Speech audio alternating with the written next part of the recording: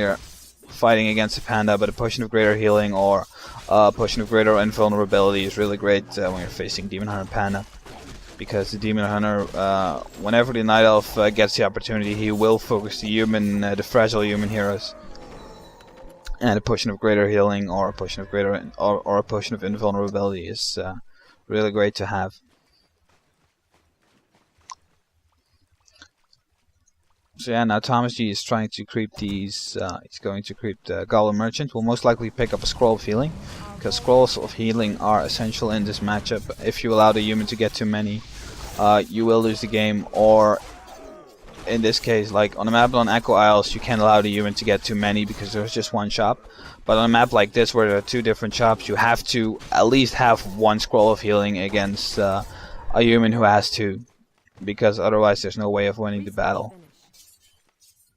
Scrolls of Healing are the most essential neutral merchant item you can get in this matchup. Much more important even than invulnerability potions or whatever, since you can basically replace the invulnerability potion with an anti-magic potion. It's also really effective when you're going into a battle. Although it does not make your hero invulnerable, unfortunately. I wish it did. Would be great help against undead or any other race, but unfortunately it doesn't. Here the Archmage gets focused, doesn't get out, and this is looking really good for Thomas G, because right now Hawk is in a pinch. Thomas G is able to push. He only has 4 towers, 3 towers up and 1 in the making, and this workshop will be going down quickly, I think.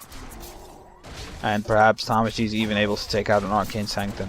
And there are benefits and there are advantages and disadvantages when you place your production buildings at your expansion. When you do so, you do have them closer to your opponent's base, and you generally should be able to protect them much more. You should be able to protect them much better, because for one, they're at your expansion. You have a shop over there, and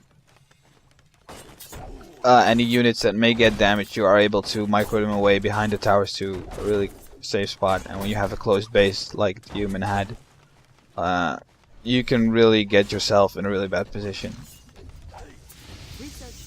And for the elf, it's so much more risky to run in here than to run into the human's main base.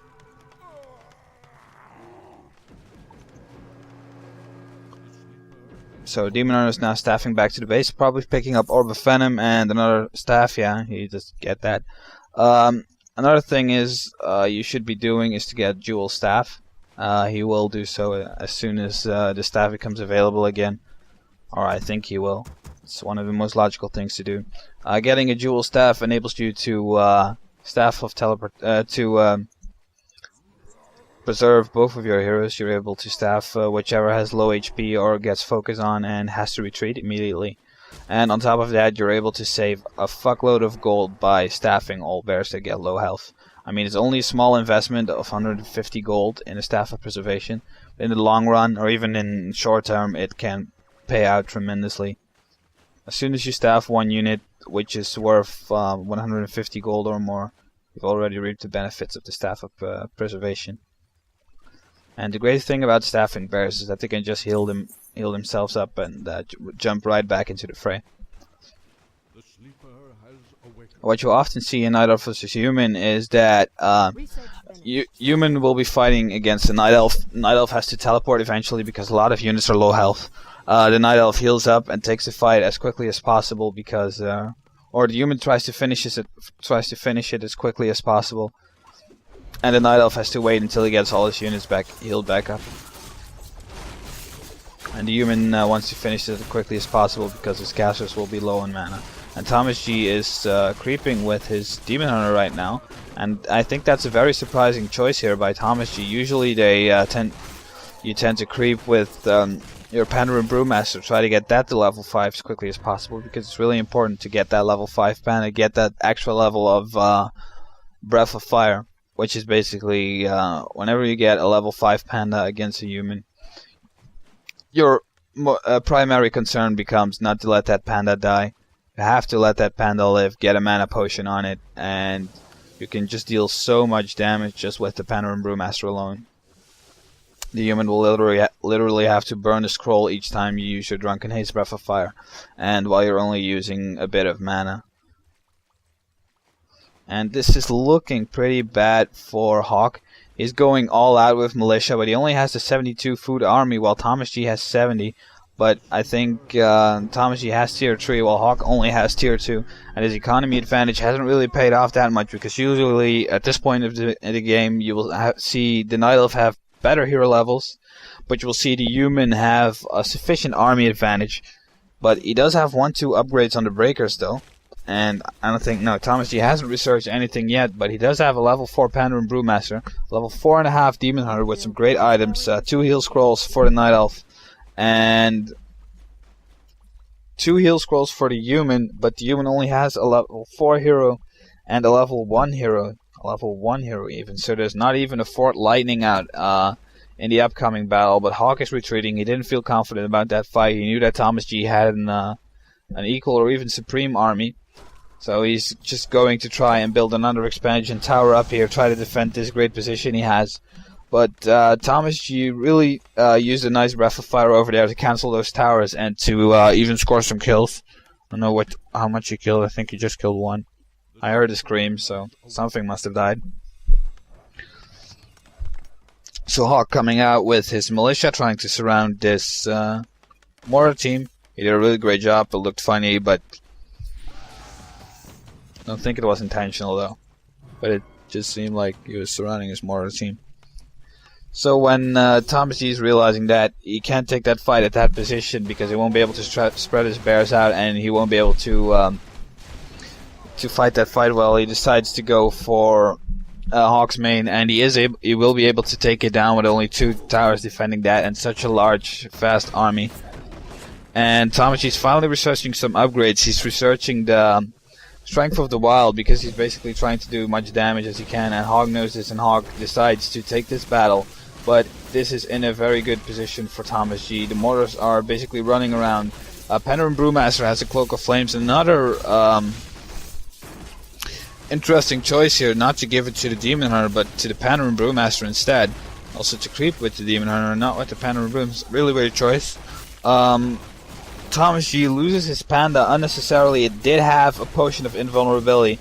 He's focusing the Naga a bit now with the Demon Hunter. And if we take a look at the Archmage, it's also down to very low HP as well. And this game definitely will be going to Thomas G. Yeah, all calls it quits. And all in all, it's very well played by Thomas G, though the Panda's loss was pretty unnecessary. And as I mentioned before, once you get that Panda high, your main concern in this game is to keep your Panda alive. Whenever you are forced to TP and the human will be attacking you for some reason. Well, for some reason, of course, it will be attacking you when your Panda's down. You will have a much harder time defending against all those casters, fighting off all those casters when you do not have the AoE that the Panda provides. So I want to thank you all for listening. This has been a bit more of a shoutcast than an audio commentary, but I haven't watched the replay before, so I didn't really know what to talk about. So I was just, I just felt like producing something. I hope you don't mind me producing something. That would be bad if it was. Like, oh, there's Sasuke again with another fucking audio commentary, and I was going to listen to it anyway. That would be sucky. But I hope that's not the case, though. And after tomorrow's WCG qualifiers, I will also be interviewing none other than E.G. Grubby. And I will probably be video interviewing him, but I don't have a decent camera, so I'm going to try and see if my phone can record it well. It does have 8.1 megapixel, and so far it's recorded pretty good video, so I'm curious to see how that turns out. So if the quality is bad, I'll just make a text interview. And if it's good, I'll just make a video one, and I'll find someone to hold the camera, and probably that will be Kiesel. Well, what else is there to say? I will be making some audios of the games I play there. Probably not gonna play that well though, because I haven't really been practicing much. The only games I really done was Range Team with Spin and some, just a few games with Sonky for when he was playing for BlizzCon. It was just like 3 games or something. It wasn't much. So I hope I don't look like a total fool at the Dutch WCG qualifiers, which I think they should rename to who gets the closest to taking a map off Grubby tournament.